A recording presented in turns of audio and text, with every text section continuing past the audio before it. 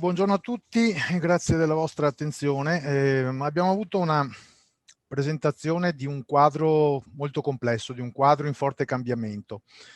E quindi necessariamente la Regione ritiene anche questa volta di proporre all'attenzione del partenariato la possibile condivisione, la possibile valutazione delle prospettive che ci si aprono. Questo ovviamente ha significato per prima cosa la individuazione, la riconsiderazione del partenariato stesso.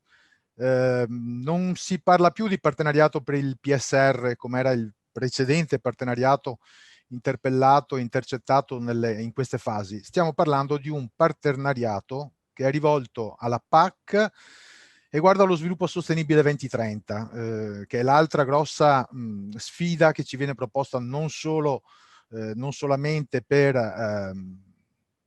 come regione, ma come Stato, come Europa, come universo. E quindi in questo senso si è voluto dare una risposta anche in tempi molto rapidi. Già a giugno la Giunta ha approvato il nuovo partenariato, dando delle indicazioni anche molto puntuali, ha ripreso quelle che sono le priorità, le caratteristiche, i criteri definiti a livello europeo dal codice per il partenariato, mantenendo fede a quelle che sono le indicazioni fondamentali che vengono date, ovvero il rispetto dei principi di pluralismo, di pertinenza, la rappresentatività, la funzionalità, ecco, richiamo questa parola, questo obiettivo fondamentalmente, la storicità e il coinvolgimento degli imprenditori. C'è una grossa novità, un segnale che la Giunta ha voluto dare e che vi evidenzio qui addirittura nel punto 4 del deliberato, proprio per cercare di arrivare al partenariato in maniera molto chiara e puntuale, cioè si chiede di essere consapevoli, di essere partecipi di questo ruolo, che non è un ruolo formale, non è un ruolo assegnato per doveroso rispetto di adempimenti, ma un ruolo in cui, a cui la Regione, già dall'inizio degli anni 2000, voi ricorderete che la prima consultazione fu lanciata con la conferenza dell'agricoltura del 2010, quindi si è cominciato molto presto. In questo caso viene chiesto ai rappresentanti del tavolo, dopo un'attenta analisi dei soggetti che lo rappresentano, di aderire formalmente a questo tavolo, di prendersi il compito, il carico, l'impegno di partecipare alle attività di animazione, ma di riportare anche ai propri associati e a coloro che sono rappresentati dai singoli enti e di costituire quindi quelle sentinelle sul territorio, quelle antenne sul territorio che da diversi anni si sta cercando di configurare in questo modo il partenariato, cioè che sia un'anima unica che lavora sul territorio, riuscendo a fare quella sintesi che necessariamente è richiesta in questo momento, perché voi capite che le 313 referenze che sono state utilizzate per la conferenza dell'agricoltura in un momento, richiamo prima la risposta di Contarin rispetto al quesito della dottoressa Messina, in un momento di massima di laboratorio, quello era un momento di laboratorio esteso, in cui si parlava di fabbisogni, in cui si parlava di opzioni, in cui si parlava di sfide. Oggi stiamo concentrando l'attenzione, stiamo cercando di concentrare l'attenzione e l'analisi, perché se avete colto il quadro che è stato proposto dal dottor Contarin, da Simonato e completato dal dottor Blasi, siamo davvero di fronte a un quadro che è il più complesso in assoluto che abbiamo potuto vedere negli ultimi 20 anni probabilmente, nel senso di avere uno strumento unico che gestisce e che risponde a tutti i fabbisogni e a tutte le esigenze dell'agricoltura. È una sfida che è veramente intensa, è veramente profonda e sulla quale quindi il partenariato oggi deve riuscire a entrare nella consapevolezza di dare tono a quel senso della funzionalità, cioè riuscire a incidere sulle proposte che il Veneto farà, che ripetiamo non sono le proposte finali, sono le proposte che andranno insieme a quelle delle altre regioni in un tavolo nazionale. Quindi se non riusciamo a fare sintesi oggi noi, come possiamo chiedere sintesi poi agli altri livelli? Quindi attenzione a questo punto, consapevolezza che questa consultazione necessita di una forte attenzione. L'assessore stamattina ha parlato di studiare, non vale solo per lui, vale per noi. Vi ricordo che tutto questo percorso che oggi si chiude qua, ma che è cominciato a gennaio, è cominciato a dicembre dell'anno scorso, quando le proposte di regolamento hanno cominciato ad essere discusse in maniera più approfondita, lo abbiamo fatto tutti, noi e voi, e lo farete voi ancora, in un periodo di emergenza che ci ha richiesto quindi anche una risposta attiva, uno sforzo notevole per far fronte a situazioni complesse in situazioni emergenziali. Ecco, io credo che possiamo mettere in campo gli strumenti per continuare a farlo, visto che le settimane che ci attendono non sono sicuramente, non danno segnali di grandi miglioramenti da questo punto di vista. Chi partecipa alla consultazione, quindi, sulla base di quella selezione, quella consapevolezza, quella condivisione che è stata fatta, come si fa la consultazione, quando avverrà la consultazione? Parteciperà alla consultazione, parteciperanno i soggetti del partenariato, che sono stati approvati con la delibera di giugno, che hanno confermato l'adesione, che hanno formalizzato l'adesione, che hanno individuato un rappresentante univoco e che hanno fornito degli strumenti e dei riferimenti univoci per poter attivare questi rapporti, questi contatti. È un grande tavolo a questo punto, il tavolo del partenariato, che ha bisogno anche di strumenti precisi, snelli. L'abbiamo vissuto anche nella preparazione di questo webinar. Gestire semplicemente le referenze per gli inviti sulla base di richieste che cambiano anche di ora in ora, chiaramente diventa uno sforzo che non può essere aggiunto allo sforzo che abbiamo davanti per la gestione della complessità della vicenda. Quindi chi ha risposto, hanno risposto praticamente tutti, di questo ringraziamo dell'attenzione che hanno posto i partner, anche quelli che hanno dovuto scegliere un rappresentante unico all'interno di categorie plurime, i consorzi di tutela piuttosto che le organizzazioni di produttori. C'è stato questo sforzo e sicuramente la Regione lo apprezza, lo apprezzano gli operatori, perché oggi questo sforzo deve portare alla sintesi che ci viene richiesta a tutti i livelli. Come si procederà? Lo vedremo nell'intervento successivo in maniera anche molto più puntuale. L'importante è che abbiamo chiaro che saremo chiamati ad intervenire attraverso un apposito link che vi arriverà a quella referenza che è stata fornita alla Regione. È una referenza fondamentale, una referenza univoca, perché lì arriverà il link. Con quel link si accederà alla consultazione. Attenzione alla documentazione. La consultazione offre a chi partecipa alla consultazione una serie di documenti di supporto che per il momento restano esclusivi dei partner che partecipano alla consultazione, proprio per accompagnarla e supportarla, e che poi saranno parte della diffusione successiva della proposta finale. Ovviamente sarete supportati da istruzioni tecniche per l'accesso e per la compilazione del questionario. Quando si farà questa cosa? I termini sono a partire da oggi. Dovreste ricevere oggi pomeriggio il link per accedere, e fino al 30 novembre. Attenzione, segnaliamo questo 30 novembre. I tempi richiamati anche dal dottor Blasi, quelli che abbiamo già verificato in questi giorni, si faranno molto urgenti nelle prossime settimane, nei prossimi mesi. C'è poi di mezzo il periodo comunque di dicembre.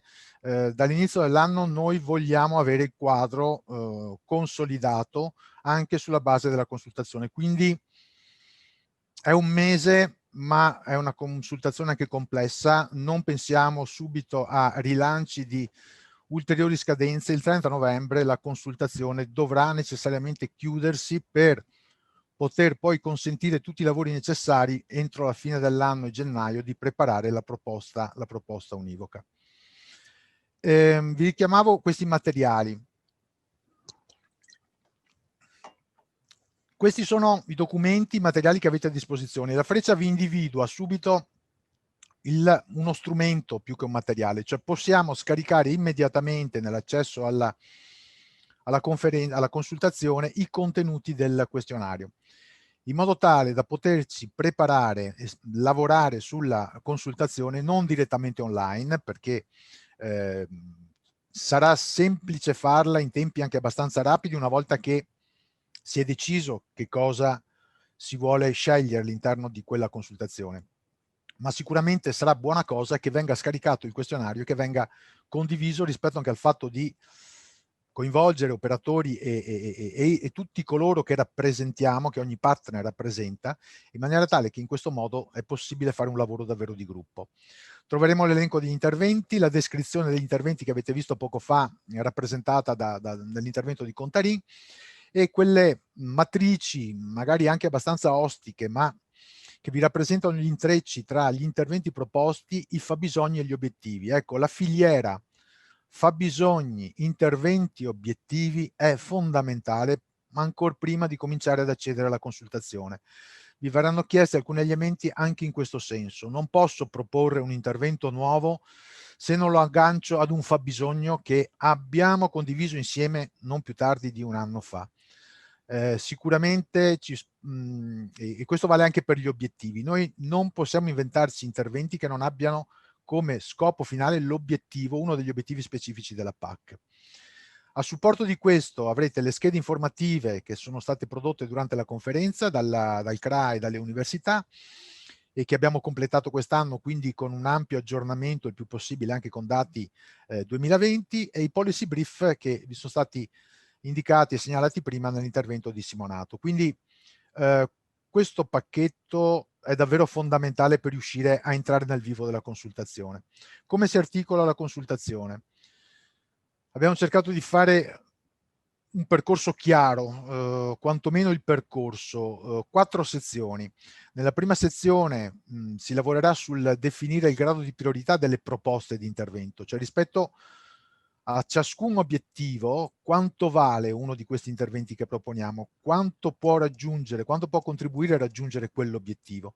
Quindi avremo delle matrici per obiettivo, più matrici di interventi, poi le vediamo. La seconda sezione, fondamentale, diverso l'approccio tecnico proprio della risposta alle domande. Qui sono stati individuati alcuni fulcri, alcuni nodi cruciali della PAC, sono quelli di cui abbiamo sentito anche già parlare stamattina, sui quali è fondamentale intanto che siano condivisi. Cioè dobbiamo capire che ci sono delle svolte, dei bivi, che saranno fondamentali, che saranno determinanti.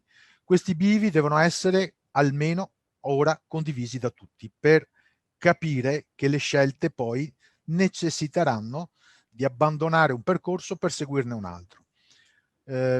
Più riusciamo ad addentrarci nella complessità di queste scelte, più riusciremo ad essere compartecipi nella costruzione della strategia. La sezione 3 ci dà la possibilità di inserire degli elementi integrativi rispetto alle proposte di intervento che la Regione ha già proposto al partenariato, propone al partenariato. Decido che l'intervento numero 5 ha bisogno di un miglioramento, manca un richiamo. Tenete conto ovviamente che stiamo parlando di descrizioni degli interventi, quindi non pensate di trovare dei dettagli nelle descrizioni. Qui stiamo lavorando ad un livello veramente di contenitori. Qualora però proprio alcune parole chiavi non fossero presenti, o sto pensando anche alle conseguenze che può aver creato la crisi emergenziale, che sicuramente ci tiene tutti abbastanza sul chi va là anche in termini di futuro. Ci fosse utile migliorare uno o più interventi fino a un massimo di 5, possiamo agire. Nell'ultima sezione viene data la possibilità di aggiungere un intervento per ciascun partner. Ovvio che il lavoro che è stato fatto fino adesso per quanto riguarda il pacchetto, il set di interventi, sulla base di tutte quelle condizioni che abbiamo visto, è stato un lavoro molto certosino. Non è detto che appunto anche in seguito alla situazione che stiamo vivendo ci possa essere qualcosa che sfugge, qualcosa che manca, qualcosa che sta emergendo e che non abbiamo ancora completamente focalizzato. Nelle 4 sezioni sono previsti quindi delle risposte, quelli che qui vedete chiamati banalmente click, vedete dei numeri anche abbastanza rilevanti, e quindi questo ci richiama subito al fatto che appunto di porre una notevole attenzione a questa operazione e di prepararci, soprattutto di prepararci prima e non pensare di fare la consultazione entrando direttamente, ma di avere un'idea di che cosa mi troverò quando sarò entrato online nella consultazione. Le prime due sezioni prevedono dei click, fondamentalmente la sezione 3 e la sezione 4 sono degli inserimenti a campo libero, che sono addirittura facoltativi peraltro, quindi non c'è l'obbligo di dover integrare o aggiungere qualche cosa.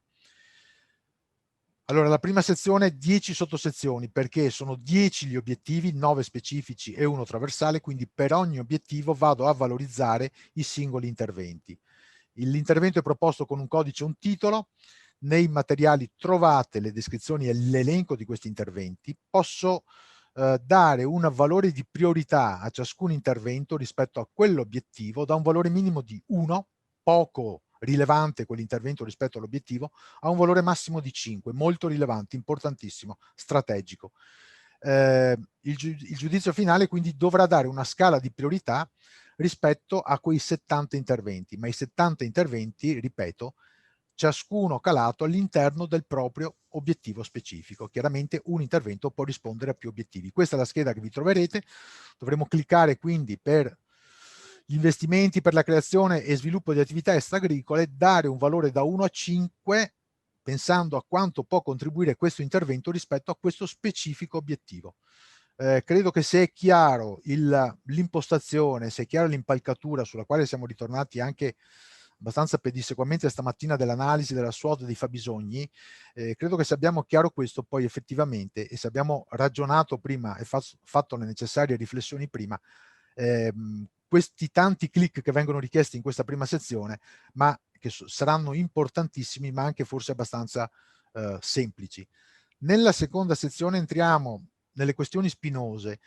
Ci sono 17 quesiti, anche questi a risposta risposta chiusa, diciamo, a click, che riguardano questi macro ambiti, queste che sono le situazioni spinosi, i pagamenti diretti, gli interventi settoriali, gli investimenti produttivi, insediamento di giovani, interventi a finalità agroclimatiche, ambientali, settore forestale, aree rurali, sviluppo locale, obiettivi PAC. Abbiamo cercato di raggruppare le varie scelte, strategie i vari nodi su cui dobbiamo prendere delle decisioni importanti in questi macro ambiti che sostanzialmente ci aiuteranno a seguire questo percorso di scelte, di bivi da fare.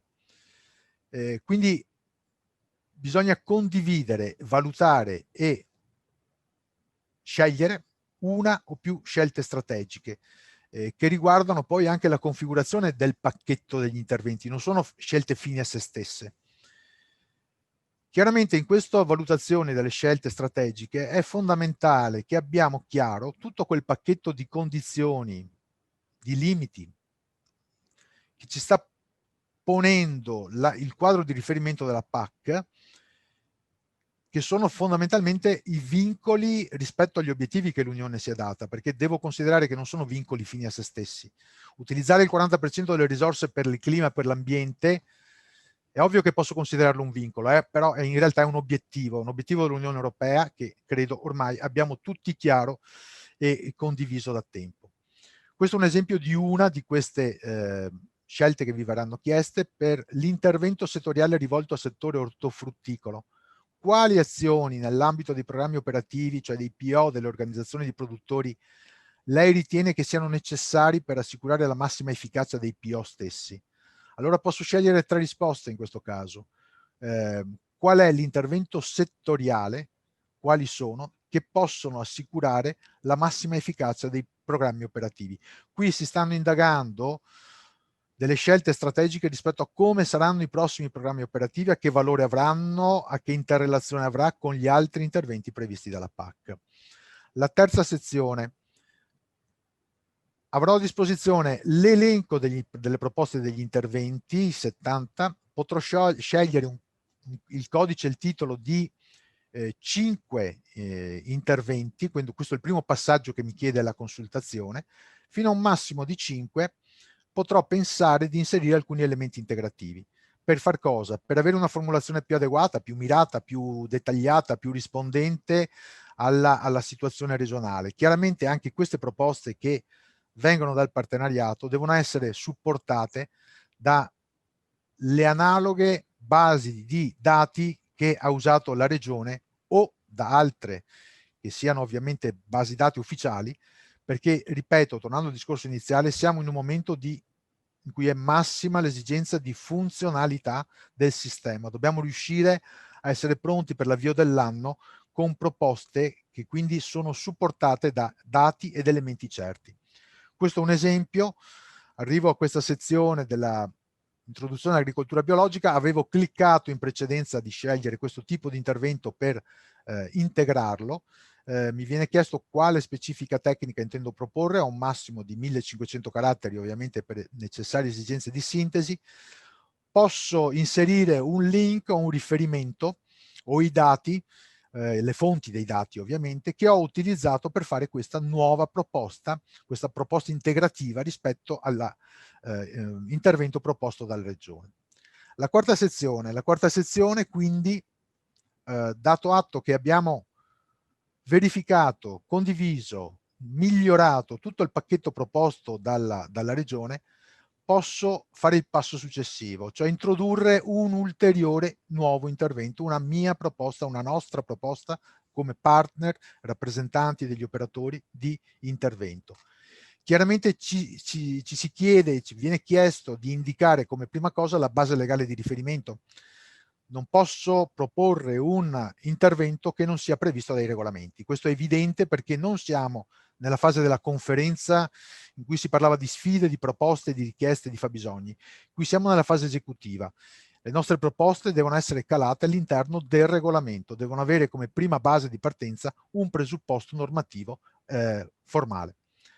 E devo essere già in grado anche di dire a quale fabbisogno regionale dovrebbe corrispondere questo nuovo intervento. Quindi rispetto alla lista dei fabbisogni regionali e a quell'incrocio, quella matrice che vi abbiamo messo a disposizione, aggiungerò una casella, aggiungerò un intervento che corrisponde a un fabbisogno, perché evidentemente quelli già proposti da Regione avevano questa carenza o perché questo comunque è la migliore. Anche in questo caso chiaramente ci si chiede analogamente a quello precedente, questa è la maschera che vi troverete davanti, oltre all'oggetto, alla descrizione dell'intervento, anche i riferimenti a link e o base dati e fonti ufficiali dalle quali sono stati dedotti o che supportano quantomeno questa proposta. Ricordiamoci che comunque tutto il quadro attuativo deve dare risposta ai fabbisogni. Abbiamo visto stamattina che addirittura è stata fatta un'analisi a livello nazionale e avremo dei fabbisogni a livello nazionale. Quindi la metodologia in questa fase è fondamentale, perché altrimenti rischiamo di non riuscire a incidere in quel percorso che si sta attivando, che si sta consolidando a livello nazionale. Nel concludere, cosa posso fare?